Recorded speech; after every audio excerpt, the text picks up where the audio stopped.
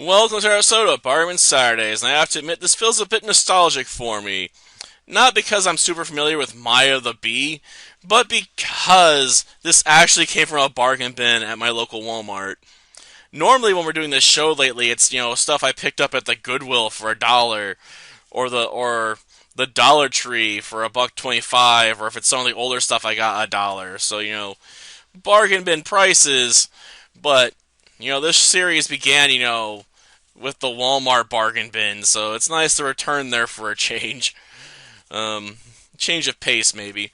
As for Maya the Bee as a character, her life begins all the way back in 1912 as a German, in a German's children book. Jeez, I don't know why I was struggling with that. No, I'm not going to try to pronounce the German author's name. Just know that I would horribly butcher it, and just imagine how badly I would say it, in your mind's eye. Because it'd probably be even worse than that.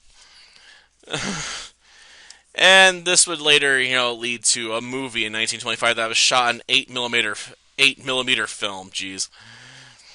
And you're wondering, if this is a character from a children's book, how could they shoot on 8mm film? Isn't that for, live action, with actual people? Yes. They shot, footage of insects in a meadow, and then basically, just add in, the lines in there for the characters.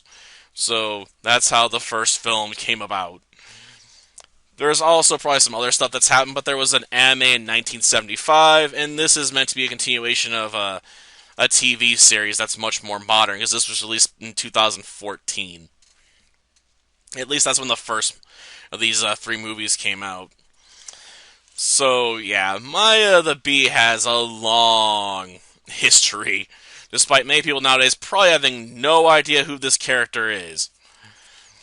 I guess she can join, the Muska Hounds in that regard. There's quite a bit of history there, but a lot of people don't know it.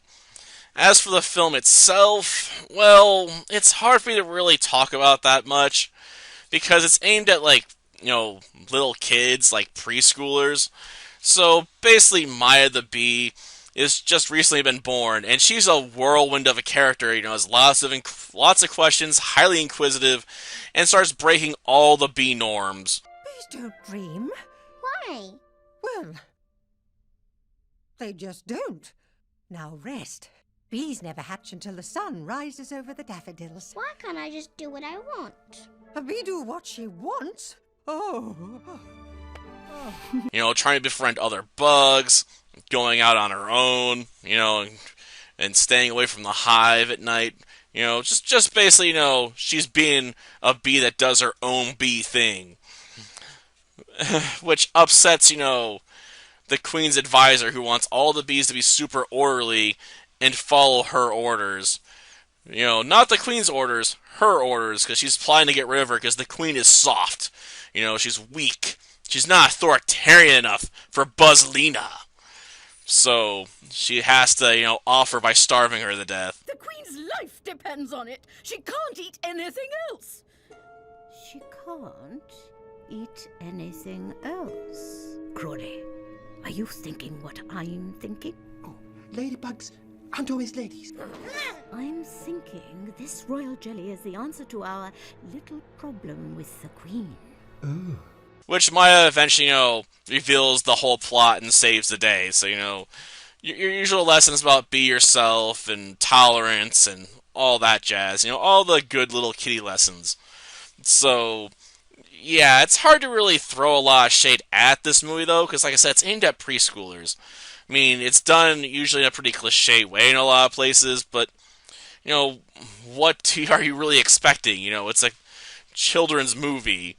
They're not going to, have a ton of super depth to them, and be super interesting to talk about as a character, for an adult audience. There's not that much nuance there. So, yeah.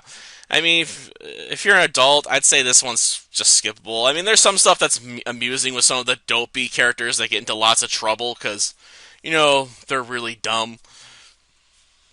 But there's not that much there to laugh at for an older audience. You're probably going to just want to turn your mind off, if you're watching this with little kids.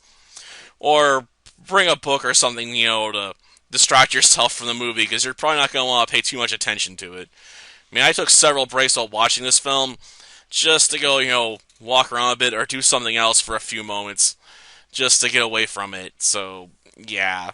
It's not something I really enjoy. If you're an adult that can enjoy this, more power to you, but it's definitely not my cup of tea. It makes me wonder if I'm actually going to even talk about the other two films. Because I assume, they're going to be more of the same. Though at the same time, they're sequels, so they might be worse and give me more room to, attack them as films than this first film gave me. So, till next time then. See ya. No. Stay with me, please. I'm sorry, Miss Queen. It's my fault. I just wanted to see the outside world. If I had stayed in the hive like a good bee, I could have stopped the advisor.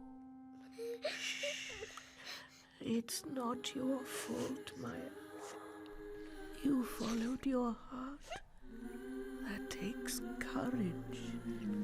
You stay just the way you are.